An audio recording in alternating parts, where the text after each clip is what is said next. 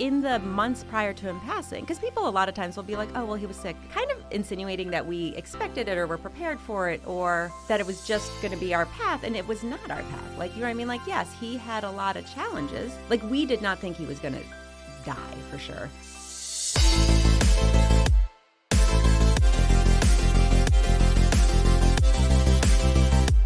Welcome to Seriously Catherine, a podcast about taking your business seriously, but not yourself.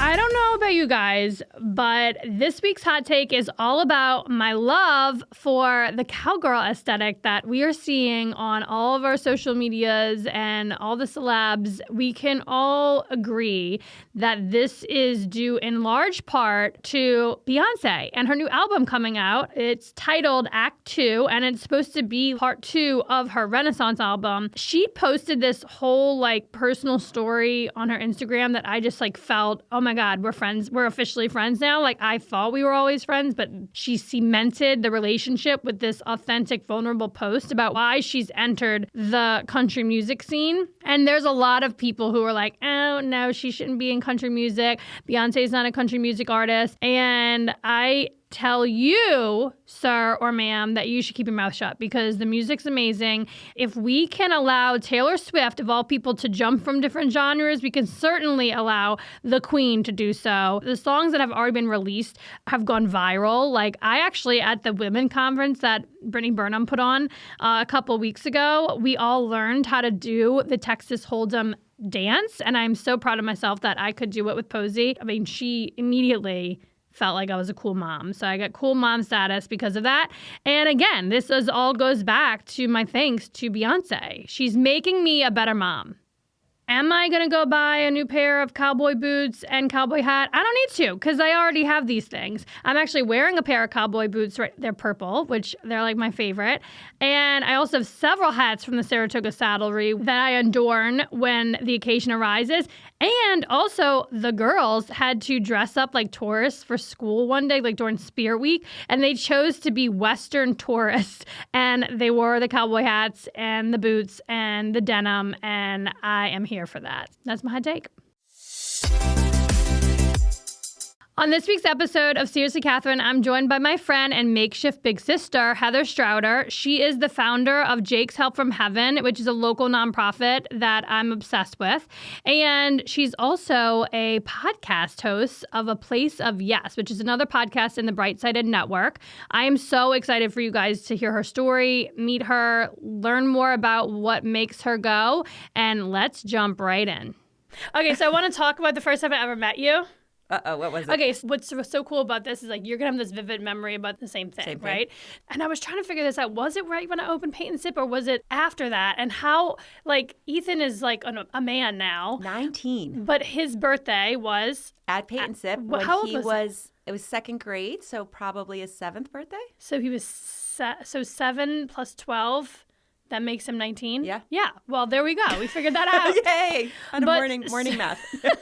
So you had Ethan's birthday party at Paint and Sip. That was the first time that I met you. And I was still working at Paint and Sip at the time. Not that you're not this anymore, but you were this young, beautiful, I was young, being the key word, biracial couple. I was just enamored. And Ethan was a beautiful little boy. I was just oh my God, this family is fucking adorable. And I made this really stupid comment. Oh, you did? I said something like, Ethan, oh my God, you're so lucky you have these people all to yourself. But I didn't know anything about Jake. I didn't know anything about y'all. I'm sure none of that even impacted us at all, though. It was weird. Probably oh, look, no. It was a weird Probably thing. Weird in your head, though. Because I said something are you an only child? Oh my God, you're so lucky. And then was he bug-eyed? Lo and behold, I'm oh my God, they buried their son years ago. And this is so open mouth, insert foot. I feel like we have always been that couple through this that, and it's probably interesting because people are also listening to my podcast where all I do is talk about grief and the horrible life it is. But it's also just our life, right? So you didn't know. We never took that stuff personally. Sometimes it would sting. It'd sting and be oh, shit. But usually what stung more was when people would ask me oh, you only have one kid? And I say yes. That's what stings. It's an internal struggle. It's not you. Like, Yeah. you can't expect we don't wear a badge that says we lost a kid, so people don't know. Right. But then we became friends on Facebook. And for I don't even know if this is still your photo, but for the longest time, your photo was you and Brian at the grave, at his coffin. Yes. Yeah, at the casket. Yeah. Open casket, too. And so I was like, oh, my God. Well, there what was did a I weird do? story about that because I did that, obviously right after he passed. And then I was like, it was years and years and years before I changed that picture because I could not wrap my head around changing that because I felt like it would hurt Jake's feelings. I had my own, and then I don't remember when I finally did, but I felt like I was like, okay, Heather, now you're just weird. You know what I mean? You just gotta change the picture. Yeah. But yeah, it was and I felt like it was probably a little, if people clicked in, because when it's small, maybe you don't know, but then when you click on it, you're like, oh shit. I mean, I vividly remember being like, oh my God, why did I say that? Oh my God, this poor little boy probably went home crying the day of his birthday party because this bitch was like, hey, lucky you, only kid, whatever. I was so mortified. And then I also discovered, So give me a task and I will get it done, right? But then I was like, okay, how do I make this right? I really had this anxiety. I don't know if you remember, but I called you because I realized that we went to the same hairdresser. Okay. And I don't remember this. I was like, do you think it'd be weird if I called and apologized? I just feel so... Oh, you asked Liza. And I couldn't let it go. So she gave me your number and I called you and you were like, oh my God, it's totally no big deal. But by the way, can we do a fundraiser? Because I'm starting... I like to twist any opportunity I can. I'm the same way. I mean, I really am. Maybe I learned it from you. But I was just like, yeah, anything you want, beautiful people, I'll do everything. That was a super fun fundraiser. We had people from Boston came up. That was fun. Yeah. We did a custom cardinal painting. Cardinal so have you covered the cardinal story on your podcast yet? Probably not. I don't know. I don't. When you do this, don't your conversations run together? Yeah, well, that's why you have a person. Yeah. Someone told me this. I don't know where I absorbed this information, but when you start to sound like a broken record, it's because you're on point with what your purpose is or what you're passionate about, what your focus. You know, that. Sometimes I just think I'm a broken record, so I'm just I mean, there are times I go down the rabbit hole where I'm like, this is what I'm obsessed with right now, and I cannot stop talking about it. What is that for you right now? I mean, you are always talking about Jake's. But it's sometimes I want to say it's something benign. Do you know what I mean? I like when I'm on a soapbox about something that is Jake's related or advocacy or important things of consequence. But sometimes I go down a rabbit hole of just news. I can't get out of my head, where is that boy who went to Missouri and was in Nashville, left Luke Bryan's bar, and now that, you know what I mean? I can't get that out of my head. What the hell? You know what I mean? So sometimes it's just the rabbit hole can be anything, and that is... I know, but to your point, who was that girl that went missing, was traveling in a van with her boyfriend? I went down, yeah. What was, now I can't remember her name, but I went down that rabbit hole. But it's but we obsess over these people because we see ourselves or our kids in them, because right? It's so real, right? This boy was in... with friends on spring break from college. They all got drunk. He got kicked out and was like, oh, I'm just going back to the hotel. In my life, that's happened, right? You go out, you wander off, even though you know you're not supposed to. You, most of the time, make it. But there's these times when you don't, and it's just... Yeah, well, I literally, I lived in New York City by myself when I was a hot 20 stupid years old. I was in college and I was a shit show. There are vivid memories that I have where I'm like, I don't know how I got out of that situation alive. And it's a miracle. And also it's before Instagram and social media and just we had 24-hour news, but it wasn't like it is now. No, so it's very... Us even knowing about these people is... Brian will always say that. He's like, is it that much worse, or do we just know every single thing now all the time as soon as it happens? Right. And with that being said, it's a good thing, right? Because now we can be more aware, we can talk about it, we can bring more... You can handle it quicker, and you can, but it also, I think it's why everyone is anxious now, right? Because all... there was some ignorance is bliss, right? When I was young, 1,000 years ago, you could just be young and stupid. Yeah. My dad always said, growing up, you got to be smart, but it takes a little bit of luck. And it's absolutely true. Two people can do the same thing and one can have a really much worse outcome. Yeah. Yeah. No, absolutely. So the reason why we got on this rabbit hole is because the cardinal story. Entire podcast. Okay. The cardinal story. Okay. So why, so the Jake's cardinal story. So right after Jake passed, I was 100% lost. Like, right, Ethan would go to school at that point, and I don't remember the time frame as much. We were trying to go back to normal life. Like, Ethan was in school all day, Brian was going to work.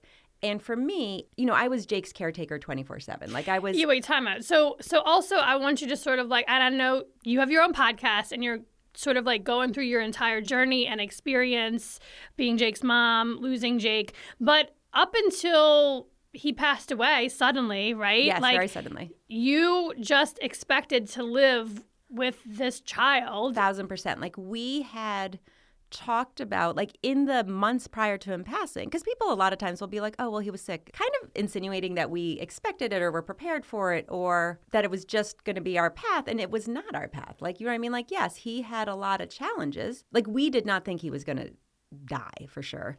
And at that point, we were looking at, and I think I did talk about this, we knew that we were going to need like a handicapped van. And I was always such a pain in the ass about cars. Like, I always have a very specific car that I want to drive or like what I like. And I was kind of being a punk about like, I don't want to get a handicapped van. So I was looking at different vans that I could get that would be like a happy medium. Like, what could I have converted into a van that's not like driving a minivan, but that is also appropriate where we could wheel his wheelchair in. Like, we were thinking about those things. So we certainly were not prepared for him to pass away. We were also beginning the talks about, like, you've been in my house, it's an old Victorian, it's got 3 floors. As he was getting heavier, are we going to have to switch things around and have everything for him on the first floor? Or would we need to put in an elevator? Like, we were having real conversations about, as he grew and got older, what we would have to do. Yeah, like you were thinking longevity, like he's total just longevity. And we were starting to have those talks about, what is this impact going to be if anything happens to Brian and I? Like, whose responsibility? Like kind of, we would have those talks. So all that to say that it was completely out of the blue. So he passed away unexpectedly. I had done all of his care, right? I was 24/7 with him. I had to give up any career that I had once he got sick because he required 24/7 care. So when he was gone, there was like this void, right? Like, it was kind of like I didn't know what to do with myself. And frankly, parenting a kid that, like Ethan, who is a healthy kid, is easy. You know what I mean? Like, not that it wasn't challenging, but it was not, everything's not life or death. You know what I mean? Like I felt like with Jake, it's like you had to make sure he ate like everything was just heightened. And Ethan is 6 at this time? So Ethan was 5 when he passed away. Like, it was the month before his birthday, so turned 6. Oh. I know, poor baby. So in those days, I remember just sort of, like, some days I just was like a zombie, right? But other days I was like, I need to do something. Like, I need to fill these days until Ethan gets back home. And it was kind of tempting. Like, I'd have friends who'd be like, okay, let's go to lunch. And we'd have like a drinking lunch or and I was like, this can't be my, this is okay, but this is not where I want my life to be. So I started running. Like, I'd always been kind of a runner, but I just started going on these really, really long runs to kind of fill my time. And I would see, like, I'd go through the state park. I'd go like 8-9 miles. Like, I was running decent mileage. And I kept seeing this cardinal. And it was just kind of funny. It was just noticeable. And I didn't really think anything of it, but it just kept happening. And then we'd be at the grave and we'd see a cardinal, or we'd be driving. I just was seeing, and at one point I said to Brian, I remember this super vividly. I don't know if he would remember it, but I was like, I don't know what the f is going on, but I'm being stalked by a cardinal. Like, and I didn't know that it meant anything. Like, I knew nothing about it, but I just was like, everywhere I go, there's this cardinal. Shortly after that, I just started being like, hey, Jake. And we just all sort of adopted it. Like, we'd see, like Ethan would see a cardinal, like, at the playground. He'd be like, I saw Jake today. Like, we just, it became like this family thing. Yeah. And then I would say, like, a year later, like a long time had passed, someone was like, you do know what a cardinal means, don't you? And I was like, I have no idea what it means. And they were like, well, just look it up. So then I Googled it. And it's funny because I Google everything. I guess that time maybe we didn't Google things as much, but it didn't even occur to me to Google it. But if you Google cardinal, it is one of the things that people think is a sign of someone who's passed. Like, it's either them transitioning into, the next life or whatever you believe, but it is commonly recognized as how people kind of come back or whatever. Yeah. So we still, to this day, like, I still have friends who will send me a picture in the morning of like a cardinal in their backyard. Oh. Or like, like Susan Halstead. Well, like, the first cardinal she sees is her dad. The second cardinal she sees is Jake. So if she sees 2, she's like, oh, Jake and my dad are hanging out. And I love it. It could bring me to tears now. Yeah. Like, there's so many, like, it just means so much, you know? Yeah. No one ever told me anything about cardinals. You like, know? I didn't know either. It literally, I was like, I'm being stalked. Like, I could not see the cardinal. Yeah. And yeah. I've never been like a bird person or anything. Like, it's not like I'd be like, oh, look at that blue jay over there. Right. You know, Same. like, I wasn't same. like. Yeah. But even when I see cardinals, like, I don't think anything other than Jake. It's like, it's part of the whole brand now. It's like everyone It's kind knows. of become a thing. And then that's where, like, we went with, like, so we then took it further, right? Like, it was like, okay, it has to be red. And then I was like, well, every car I drive has to be red. Like, I mean, I make up these weird rules in my head, right? And then if I ever want to break them, I have like this crazy guilt complex. So I'm like, okay, every car I have from now on will be red. Oh my God. But everyone plays ball. Brian has a black car, right? Yes. But you all have the Jakey license plates. So that was also my thing. I was like, well, when I get the red Jeep, we're going to have, like, I'm going to change my license plate. Brian was kind of like, well, I want one too. And then he did. So I'm Jakey, and then he was Jakey too. And it was kind of funny because he was like, oh, I should have been Jakey 1. But then I was like, no. And this was, Ethan was very small, so him driving seemed forever. But I was like, oh, whenever Ethan drives, he'll be Jakey 1. And then my parents are Jakey 3 and 4. But then when Ethan got his car and his license, we got him, so he's Jakey 1. Oh, I love this. Okay, so I've always kind of wanted to ask you this. You know, when someone loses a child and they have another child, right? Or they, like in your circumstance, you have Ethan. Jakey passed away. He was younger than Ethan. So you still have this kid that is healthy and needs love and attention. Have you ever felt like, well, he had to have been a purpose for you to sort of like carry on, right? So I have said this very much. Like have you heard people say like, oh, well, at least she has Ethan, or at least she had like so I have a cousin that passed away when I was very, very young. And I remember they used to just always say like, well, at least, Aunt Ava has the other kids. And it's like, okay, but like that child's purpose is not to be the purpose, yeah, right? No, 100%. So I feel like I didn't get that very much, or if I did, it just went over my head and I didn't absorb it. And I think that is as I've gotten older too. Like, people can say things, but I'm very much able to let them go now. Like, things that used to like really piss me off and like have me spiral, I see it as a reflection of them, not me. Like, I'm I don't know, like whatever. So I have two things to say about that. One is that what people would say that I did not handle well and still don't handle well, although I'm 50, so they don't say it as much, but they'd be like, oh, so you're going to have another kid. And I just was like, I'm not having, like, what, a replacement child? What the fuck? Like, no. And I see now that I think it was for them more than me. It wasn't that they wanted me to have another child. They were uncomfortable. Death is uncomfortable, and death of a child is uncomfortable. And some people really were able to, like, go with the flow and rally around me, and other people just froze. And I, especially now, but even then, like, I never held it against them, but sometimes what they would say would still be hurtful. Like, I remember Kelly Height. You know Kelly Height. She, for whatever reason, was one of these people, like, right when Jake passed, like, just everything she said was right. And she will always be so near to my heart because of that. But she gave me this one book to read about, having past lives and all this stuff. And I had never been into any of that, but it was exactly what I needed at the time. So, I had some other friends who were like, oh, everything I say is wrong. And I was like, don't make me feel bad about it. But I would say, like, I would joke with Kelly and I would be like, well, we were obviously best friends in a past life because, like, you know what to say. Like, you know what I mean? Like, some people just knew what to say. She knew Jake because, Ethan was 2, and I'd be like picking him up, and he'd be in a stroller, and he, you kind of could tell Jake was sick. So I remember when she's like, why is he always sleeping? And I was like, well, Kel, but again, with her, it didn't bug me. Like, she, we became great friends, and, there'd be times I'd be at her house, and one time Ethan got, like, I don't know, it was, how kids out of nowhere will be fine, then all of a sudden they have like 105 fever. Yeah. So we were over at her house, like the kids were playing, I was sitting with Jake. Ethan spikes this crazy fever. I take him to the doctor. She stayed with Jake. Like, I didn't trust anybody with Jake, but she was someone who would just sit with him. And yeah. So, like just people saying stupid shit. And then the thing about Ethan. And so I have said this, and it's not that Ethan was like the purpose child because he was there first, right? He's my firstborn. And like your firstborn, there's all those stupid memes out there. They're perfect. Well, they're perfect. But they also like, I didn't know what the hell I was doing. I always find it so funny. Like Brian and I, we were like 30 years old. We bring this baby home. Brian and I were kind of a whirlwind. We like met in March. We're engaged in May, married in July, and Ethan was born in January. Like, that's a whole lot happening in a short amount of time. He was the principal, right? Not at my school. Oh. Not at my school. I made that up You in my made head. a scandal out of that. No. He was a Boston Public Schools principal. He was the principal. I was a teacher, different schools. We met at like a like a conference. Teacher conference. A teacher conference. But, and so Ethan is old, he's my firstborn. It's like we were buddies when I didn't know what I was doing. Like it's just, there's a connection there. Yeah. He was a 5-year-old boy when his brother died. He called 911 because it was just the two of us home. In like a split second, his world blew up. Like my world blew up, but his world blew up too. And I just remember in those days afterwards, not to put the burden on him, but I was like, I need to get out of bed because I can't pick up my kid, right? Like I have to take care of this boy. Mm-hmm. I don't necessarily always think it was, people are like, oh, you're so strong.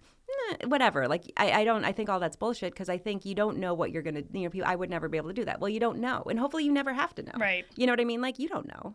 But I knew that like I had this little boy and he deserved his mom. He deserved the best version of his mom. And some of that was fucked up. But yes, he was the reason I got out of bed. He was the reason I didn't get sleep all day and take pills and become a hot mess express. Like I had a responsibility and and I wonder sometimes if he didn't pick up on that and if sometimes that's not a little bit as he's a young adult where he has, I don't know, just a little bit of the weight on his shoulders. Like, I think, what do we do as parents? We try to do the best we can, but you still manage to your kids. Well, they need something to talk about. It's the nature of parenting, right? I always just think too. It's like he's still got that sibling rivalry. You know what I'm saying? That's an excellent point. He's still competing. He's competing against this. Yeah, like and it's the attention or it's the, and I think some of that had to be really hard because I think that's a really good point, and a lot of people don't bring that up, but he was, like it wasn't just like, oh, who's better at sports? It's like, wait, you can never compete against the kid that died. Yeah. But you kind of are. Well, and it's just like if you did have 2 living children, they would be sibling rivalries. I'm bracing myself for when the girls get older. Ruby's going to just destroy everyone. Everybody. She's my girl. I love Ruby. Do you have the same birthday or same? What is the story? So I'm the third and she's what? Oh, she's the second. Okay, yeah. And Lizzie's birthday is the second. She will correct me. She'll comment in. So Lizzie was one of your first guests on the podcast. She was the very first guest. And I got to mention, I was so excited about listening. I was like, oh my God, I had no idea I had such an impact. Boom. But yeah, I remember those when Cece was young and she wasn't like hitting those milestones. And at the time I had Ruby is like maybe just about a year, maybe a little bit under Cece. So it was tough for me and I definitely felt like, okay, like snap out of it. Let's do all the things. Like, what do we need to do? Like, get all the tests done. It was great talking with her because I didn't know a lot of that. Like, a lot of times with some of our earlier Jake's families, when we were a much smaller organization, right? Like before we had as many applications as we have now, before we grew to what we are. I had connections in a different way with all of our families, like, just because there were less of them. And, I just knew more. And so Lizzie, we've worked with for quite a while, but a lot of it, like, we talked about was travel reimbursement or different kinds of stuff. So you don't always know the backstory. So it was really fascinating talking about it. And one of the things that I liked is it doesn't matter if your kid is on like one end of the extreme, like Jake was, or if you're like Cece, who is like, meeting milestones just a lot slower, but still, but still a forward like a lot of those early fears and conversations, they were all the same, right? Yeah. Like it's like you worry about the same stuff. Right.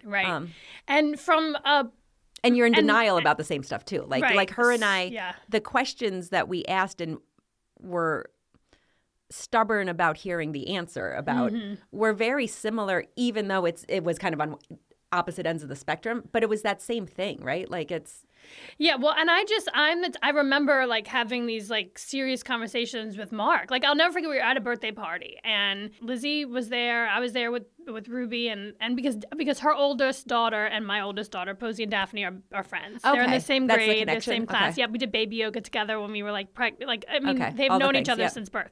Yeah, so we were at a birthday party and she was sort of like, she had just come back from Boston and they had gotten the diagnosis and it was like it was just a general developmental delay. And I was like, Lizzie, this is bullshit. There's something more. We have to dig in further. And I think, and I remember like coming home and telling Mark like, oh my God, she's probably never going to talk to me again because I was so aggressive. And I was like, but at the end of the day, I wouldn't be able to live with myself without saying like, Lizzie, you got to dig deeper here. You know what I'm saying? It's funny and because everyone needs those friends, right? Like, and it's kind of a little bit like my Kelly Height story. Like I had friends who, and it was different. It wasn't about like diagnosis or whatever, but like I had friends who were asked or pushed in a harder way. Like you ask different questions, and you need those in the same way as you need the ones that let you continue to live in like La La Land. La La Land. Yeah. Like you need both. And I Yeah. think that, I don't know, at least from my perspective, and I think from hers too, like you and the Kellys, like will always have like a very special relationship with, because you need that. Like you need that energy from someone else, from someone who's not family, from someone who's not, you know what I mean? Yeah. Like, And even like, I remember calling you and being like, Heather, I need you to call Lizzie. And you were like, I'm not going to call this woman who I don't know and doesn't know. I do actually remember that. You know, she doesn't know You're all like, the but you have information. to meet her. And I was like, I was okay. like, she's definitely going to be a family, a Jake's family. Like I just like had this like visceral feeling like you were going to be able to help them, you know, and you told me, you were like, you just need to slow your roll. I understand you're a good friend, but like you got to be a little more delicate about this, and you got to wait for her to call me. Yep. And she did. Yes, eventually.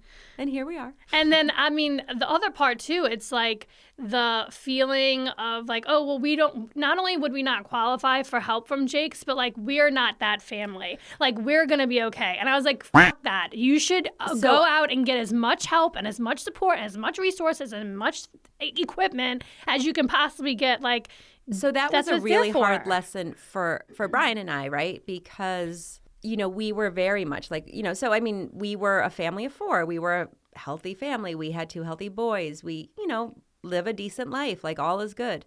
Then all of a sudden we're in the hospital 117 days. We come home with a child who is in therapy 5 days a week, multiple therapies 5 days a week, has lost all his milestones. Like I quit my job, like all of the things. And we were adamant about not asking for help. We didn't need help. Like, we're fine financially. We don't need to do anything. And we were assigned a case manager, social worker from the Epilepsy Foundation of Northeastern New York. Her name's Lori Kidd. Godsend. Like, I still connect with her. I still, like, will meet her for breakfast occasionally. Like, just one of those people who comes in your life at exactly the right time. And she sat us down and she was like, no, I am going to give you programs that you are going to apply for. I am going to apply on your behalf. It does not matter how much money you have or don't have. You are raising a child with so many issues. You do not know what's in the future. You have to, like, these services and programs are there for everybody. Mm-hmm. And I remember we were still like, no, not us. And then eventually I was like, screw it. We are going to Boston every 2 or 3 weeks. We are there for 3 nights a week. Like, we are hemorrhaging money. We started applying for some of the stuff, and literally some of it was like a $50 reimbursement for something or this.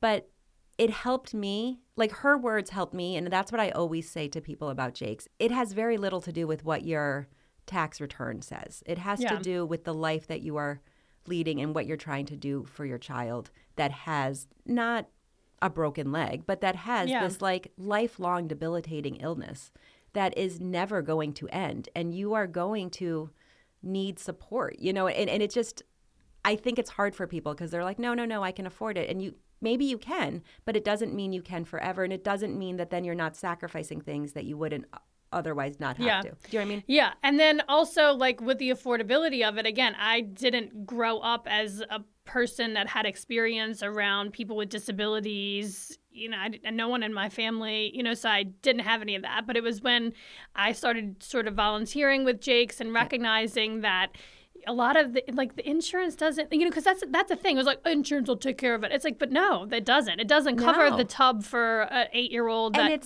it doesn't cover the stuff. And some of the stuff, like one of the things that Jake's does now, and I always say this because it's not glamorous, it's not pretty, but so if you are a child with a disability, a young adult, an adult with a disability, and if you need diapers, you know, I mean, because whatever you have not gone through the cycle of being able to go to the bathroom.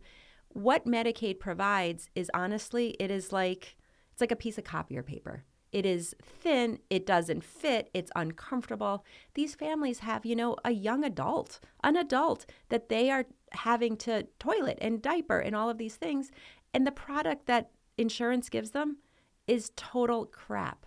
So we have a ton of families that's what we do. I mean, it's not pretty, but we buy a quality diaper for adults that their families can, you know, that they can have some dignity. Right. And that the family can be comfortable in doing it and not have hundreds and hundreds of dollars per month out of their own pocket to do something that, frankly, insurance should be doing a better job of. Yeah. You know what I mean? Yeah. Like, Medicaid should be doing a better job of. They're just, what they give is shit.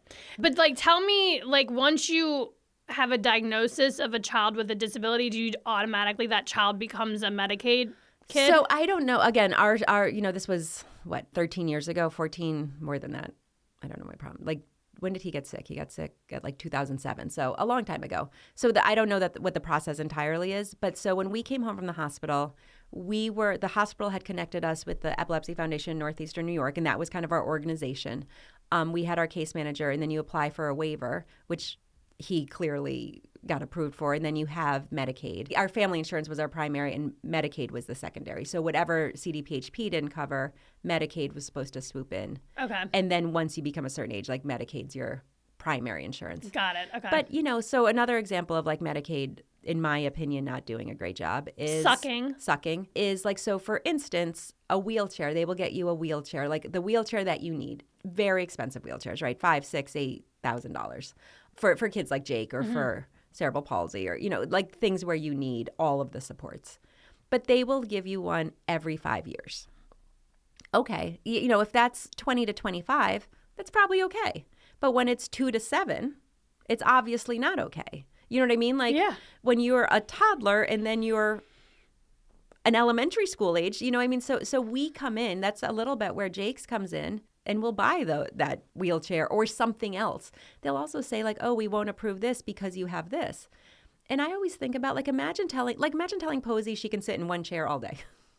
That's it. So even if they did sit in there all day and could do it, like Jake frankly could sit there all day because whatever, but then you get sores. You have to move. You have to have different. You can't have the pressure on the same thing all the time. Right, like bed sores are a real thing. And then their body isn't, there's no muscle mass, right? So it's like bone. And then they can get infected. And I always would say with Jake, it wasn't his seizures or those things that were it was like a secondary infection, right? And that's what it was. He had aspirated. Like that's what happens. Like, or it's an ear infection that goes bad, or it's a pressure sore that gets infected. Like those are the things that kids who are medically fragile, it's a slippery slope with. So we buy the stuff to just make life more comfortable. Yeah. And yes, there's a thing, should insurance do a better job? 100% I think it should. But the fact is it doesn't. So that's why we exist to help. I want to circle back to when you're in that position, what do you even need? What can anybody do? It's so absolutely heartbreaking to even, I can't imagine, this is so annoying to hear, but I can't imagine myself being able to carry on. I just that I think is, hopefully you never have to, you know what I mean? Hopefully you never have to know, right? Because it's you don't know it until you're in it. And then you will. You will or you won't, right? Some people survive it, some marriages survive it, some don't. I don't know. It is what it is. But in my opinion, there's no oh, do this and everyone will be better. But what was important for me was the people who just showed up. Mm-hmm. And it was the people who let me be so I wasn't talking about it, but I wrote those letters to Jakey. And some of them were pretty raw and they were pretty angry and they were pretty harsh. And some people would be like, oh, you're so angry. And I'd be like, well, then don't read it. You know what I mean? Because the hardest part for me was people trying to judge my grief when they didn't have a clue. Mm-hmm. And I think the best thing you can do is just, it's so cliche to say, but just be there. If the person's pissed off and it's hard to hear, suck it up and hear it. Or don't, but don't, just don't, just disappear. Yeah. But be able to hear where they're at, because there's nothing more isolating than being the mom or the dad who has lost their kid, because everybody, whether they know it or not, treats you different forever. I'm still treated differently. I have made sort of a profession and a living out of being Jake's mom. So I think that makes people more comfortable. But, I've said this before, there was a girl who I was not even great friends with, honestly, but she showed up a couple days with 2 coffees and was like, let's go for a walk. And I was like, okay. Let's do that. And I look back all those years later, and that person made a difference in my life, right?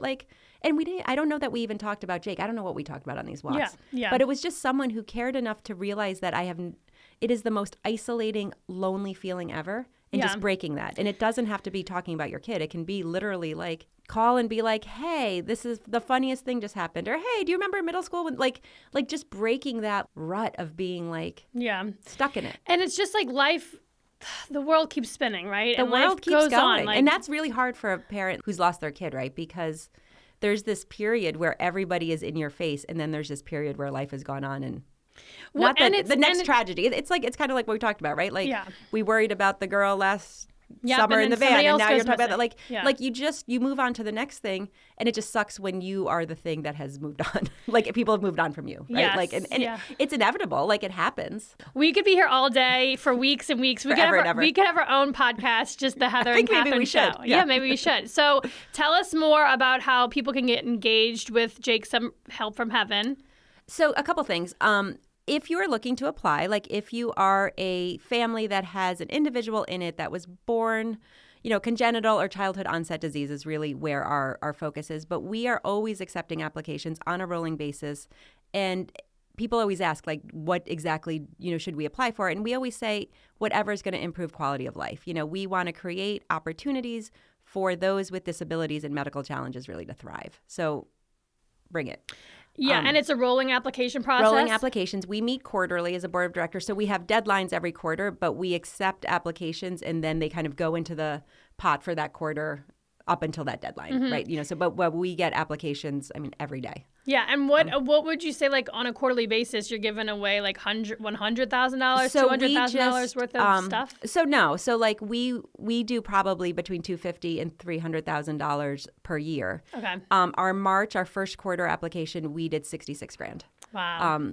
Which is a lot of money. We are a 100% volunteer-based organization. We run entirely on donations, so it's really, we always say, like, no amount is obviously too big, but no amount is too small. Like, everything makes a difference.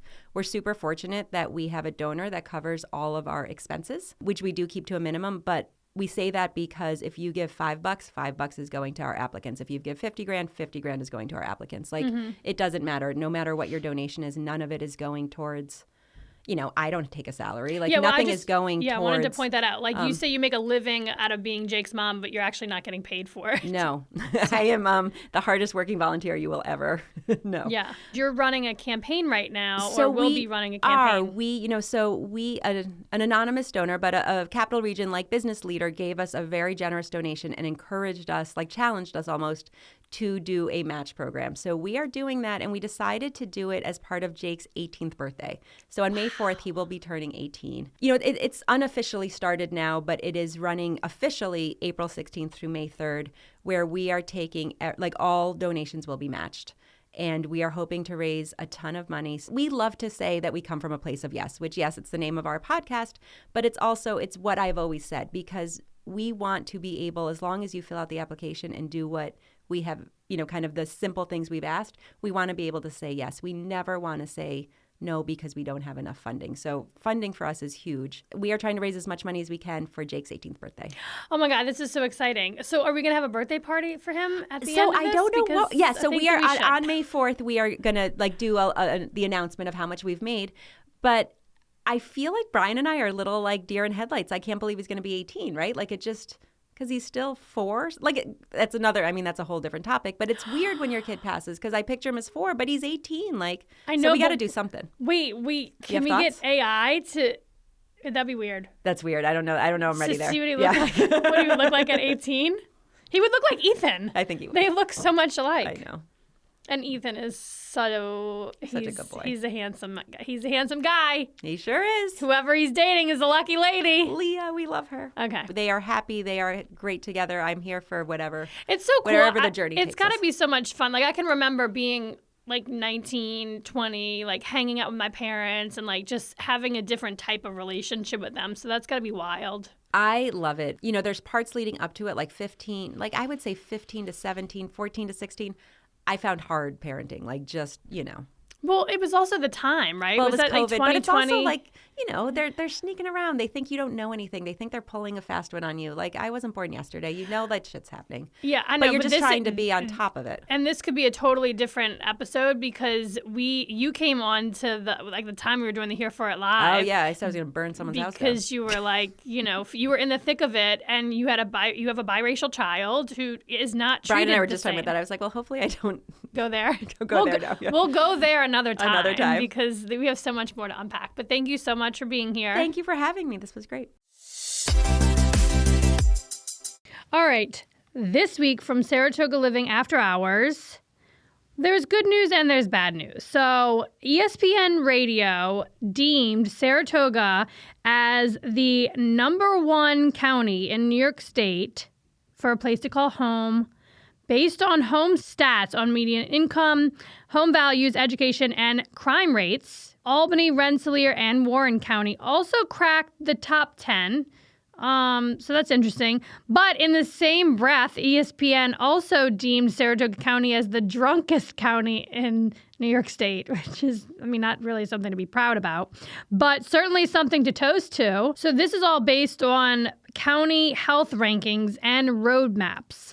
So we are the #1 drunkest county in New York State, and also deemed Saratoga County as the very best county in all of New York to live. This is interesting to me. I obviously love living in Saratoga Springs, and I'm also a regionalist. I'm proud that Warren County, Rensselaer, and Albany were also on this list of great places to live. I think the Capital Region's amazing. I don't think it's a bad thing to have lots of options of bars to go to. And I don't know. I just don't know if I'm very skeptical of how people put these lists together. That's all I have to say.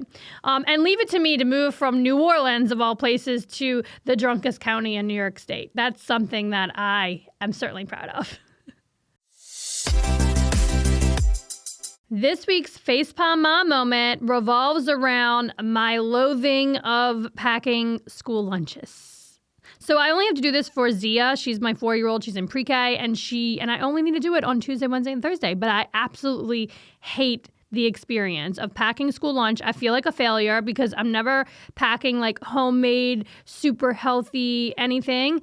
And then when it comes home, it's not just she doesn't eat any of it anyway, So I do the yogurt and I do the cheese stick, and she's obsessed with meat sticks. Ugh, I don't eat that. I think they're gross, but she loves them. So if you have tips for me, please send them. I'm failing miserably at packing school lunches, and I am just really counting down the days until they're all in elementary school, and I don't have to do this anymore because then they can eat lunch at school, which I am a cafeteria connoisseur. I love cafeteria lunch.